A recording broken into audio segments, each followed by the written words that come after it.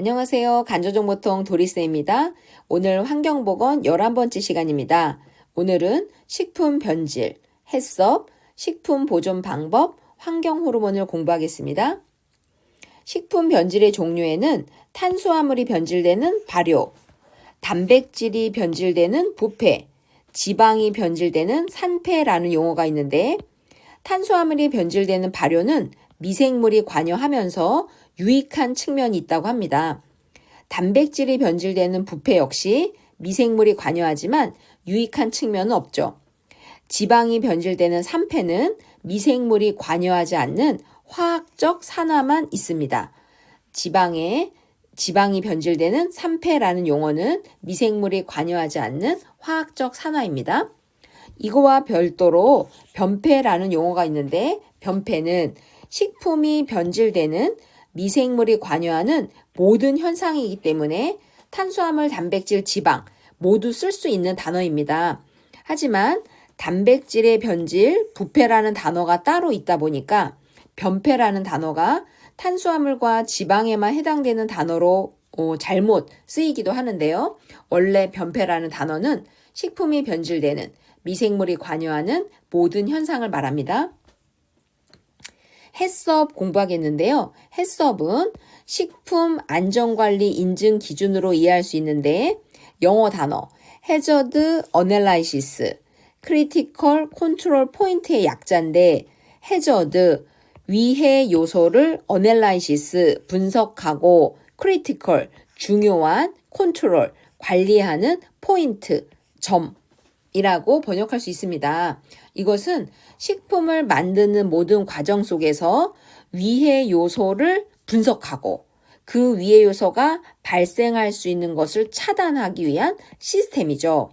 좀 더 자세하게 설명해 보면 식품의 원재료부터 제조하고 가공하고 보존하고 유통되고 조리 단계를 거쳐서 최종적으로 우리가 섭취하는 모든 단계에서 위의 요소를 명확하게 밝히고 중요하게 관리해야 되는 포인트를 결정해서 효율적이고 체계적으로 식품의 안정성을 확보하기 위한 시스템입니다. 우리가 주변에서 광고 같은 데서 해썹 인증을 거쳤다라는 내용을 들을 수 있죠. 식품 안전관리 인증 기준, Hazard Analysis, Critical Control Point, 위해 요소 분석, 중요 관리점이었습니다. 식중독 예방의 6대 수칙, 첫 글자를 따서 막 외우기도 하는데요. 손 씻기, 30초 이상 비누를 반드시 사용해야 되고요. 물은 끓여 먹고, 음식은 익혀 먹는데 중심 온도라 해서 이게 식품의 가장 가운데 온도가 일정 온도 이상이 돼야 되죠. 세척 소독도 이렇게 순서를 지켜서 하도록 하고요. 보관 온도, 냉장, 냉동 규정 온도가 있고요. 구분 사용한다는 것은 칼이나 도마 구분해서 사용하는 것과 칼과 도마 보관도 교차 오염을 막기 위해서 따로 하는 것을 권장합니다. 식중독 예측 지도라 해서 식품의약품안전처에서 발표하는 내용인데요. 건강보험이나 식중독 발생한 어떤 정보, 그리고 날씨 상황, 환경 모든 정보까지 합쳐서 알기 쉽게 식중독의 발생 위험 정보를 시각화, 색깔로 보여주는 식중독 예측 지도입니다. 4단계로 나누고 있습니다. 첫 번째, 관심, 파란 색깔로, 두 번째, 주의해야 된다, 녹색, 세 번째, 경고하는 노란색, 네 번째, 위험함을 알리는 적색해서 그 위험 정도를 계산해서 숫자로 4단계로 색깔로 발생 위험 정보를 보여주는 식중독 예측 지도였습니다. 식품의 보존 방법 알아볼 텐데요. 물리적인 방법으로는 건조법, 가열법, 냉동, 냉장, 밀봉, 통조림법 등이 있는데 건조법은 식품의 수분 함량을 15% 이하, 곰팡이를 막기 위해서는 13% 이하로 해야 한답니다. 그럼으로써 식품 보존할 수 있는 거고요.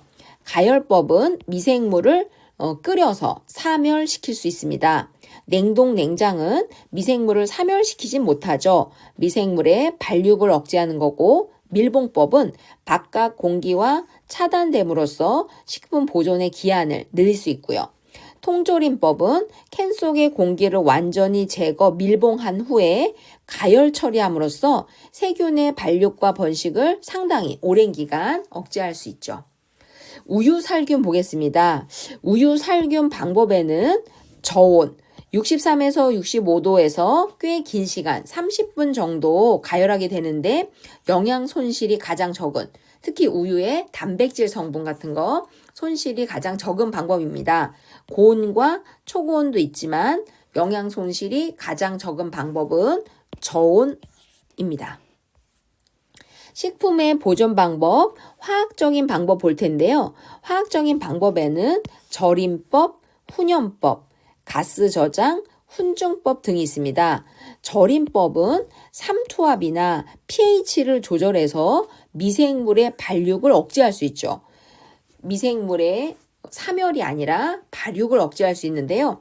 염장, 소금을 이용한 농도는 10에서 20%, 당장, 설탕을 이용한 농도는 50% 이상, 또 피클이나 이런 산 저장 방법도 있죠. 훈연법은 나무 등을 태워서 불완전 연소될 때 어떤 연기 성분을 이용하는 건데요. 건조되면서 살균되고 또 향미를 증진시킬 수 있죠.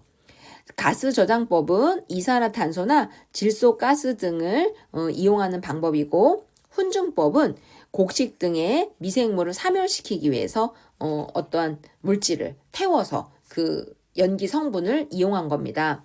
물리적인 보존법과 화학적인 보존법의 차이는 어떤 물질이 첨가가 되면, 어떤 물질이 투입이 되면 화학적 방법이고, 투입되지 않으면 물리적 방법으로 이해하셔도 됩니다.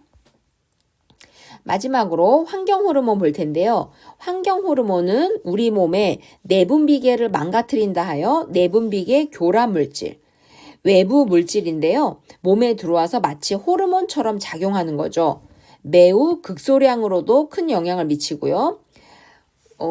노출된 그 세대뿐만이 아니라 다음 세대까지 영향을 주고, 몸 안에 잔류하는 성질이 커서 특히 지방 성분에 많이 농축이 되죠. 환경 호르몬은 매우 안정적이라 쉽게 분해되지 않는 것이 더욱 큰 문제입니다. 환경 호르몬의 종류 5가지 보겠습니다. 다이옥신, PCB, DDT, 비스페놀 A, 프탈레이트 소개해 드릴 텐데요. 다이옥신은 쓰레기, 특히 플라스틱 계통을 소각할 때 발생이 되죠. 다이옥신은 지용성이면서 몸에 축적이 되고 암을 일으키는 걸로 밝혀졌습니다. 뿐만 아니라 생식계에 영향을 주고 면역 기능을 억제하고 기형을 유발하는데, 특히 이 다이옥신은 뜨거운 거, 기름 성분에 잘 용출된다고 합니다. 두 번째 PCB는 어떤 기계에 사용되는 기름인데, PCB라는 호르몬 역시 지용성으로 기름에 녹는 성질로 우리 몸에 잔류하고 농축이 심하다고 합니다. DDT는 살충제 성분으로 알려져 있고요. 비스페놀 A는 플라스틱 용기 속이나 캔 내부에 코팅될 때 쓰이는 물질인데, 우리 몸 여성 호르몬 에스트로겐과 유사하게 그런 환경 호르몬으로 작용합니다. 프탈레이트는 플라스틱을 부드럽게 하는 가소제 물질인데요. 남성 생식기에 이상을 일으킨다고 합니다. 환경 호르몬의 종류 5가지, 다이옥신, PCB, DDT, 비스페놀 A, 프탈레이트까지 공부하였습니다. 오늘 여기까지 수고 많으셨고요. 다음에 여기서 또 만나 함께 공부합시다. 감사합니다.